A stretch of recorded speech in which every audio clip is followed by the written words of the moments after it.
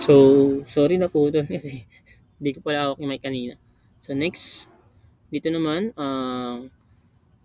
sa example number 1 na tayo. So, sabi dito, move AX 0000 1000 and move BX 1000 1100 and test AX and BX. Ang lagi na lang nating tatandaan dito, ito yung source. Ito. At ito yung direction. Dito naman, ito yung source at ito yung directions. So, meron ako ditong notepad. Ito.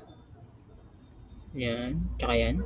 So, sabi kasi doon, si, ano daw, CF and OF ay automatically zero. So, gagawin natin agad zero yan. CF and OF, zero. Zero na siya. Yan. So, solve na natin. Copy lang natin.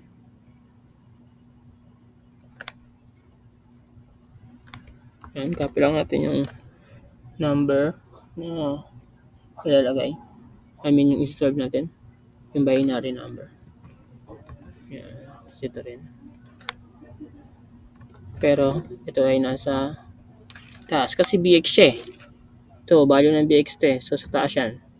Kahit ito lang magbabago yan. Pero, mas maganda kung sanayin na natin na lagi nasa taas yung source. Para in case, meron kasing ibang instructions na dapat nasa taas yung source para hindi magkaroon ng problem kapag solving na.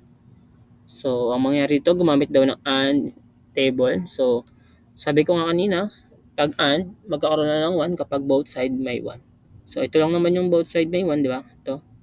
So, lahat yan magiging 0. 1, 2, 3, 4. 1, 1, 2, 3. Yan. Yun na yun. Ito na yung sagot dyan. So, kukunin naman natin yung mga flags. Kasi sabi ito, kailangan ng mga flags eh.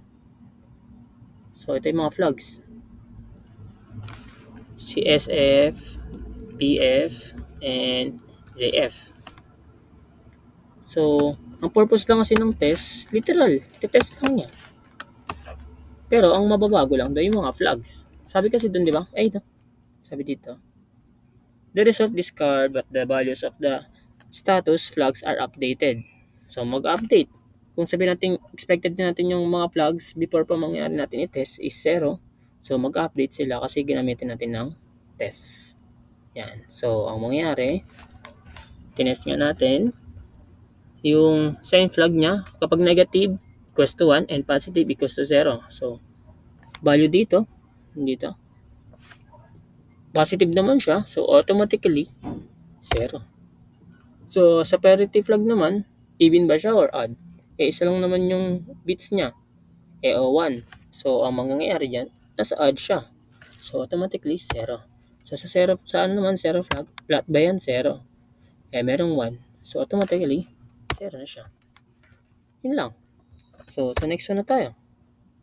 Next number, sample number 2. So, sa sample number 2 naman daw, sabi move AX 1010, move BX 1100, and test AX and BX. So, sabi, ito. Sorry. Gumalaw. Yan. Copy ko na.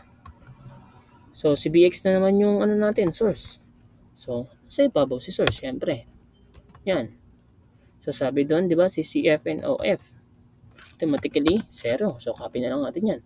So, naman yung CSF, PF, and ZF natin, tanggalin natin lang yung 0 niyan kasi baka mali mo magbago yung value, di ba?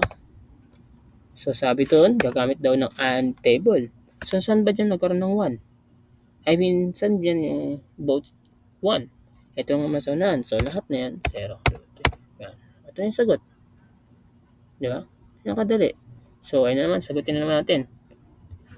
Make yung kodigo natin. Ilabas natin yan. Sa sign flag, negative ba siya or positive? Positive siya. So, magiging 0. Para sa parity flag, even ba siya or odd? Isa lang naman yung bits niya. So, 1 lang. Kaya magiging odd siya. Kaya mapapasok siya sa 0. Odd is equals to 0. So, sa 0 flag naman, lahat ba yan 0? Hindi naman, di ba? May 1 sa dulo. So, ay sa unahan pala. So, magiging 0 yan. So, yun lang. Thank you for listening and have a great day.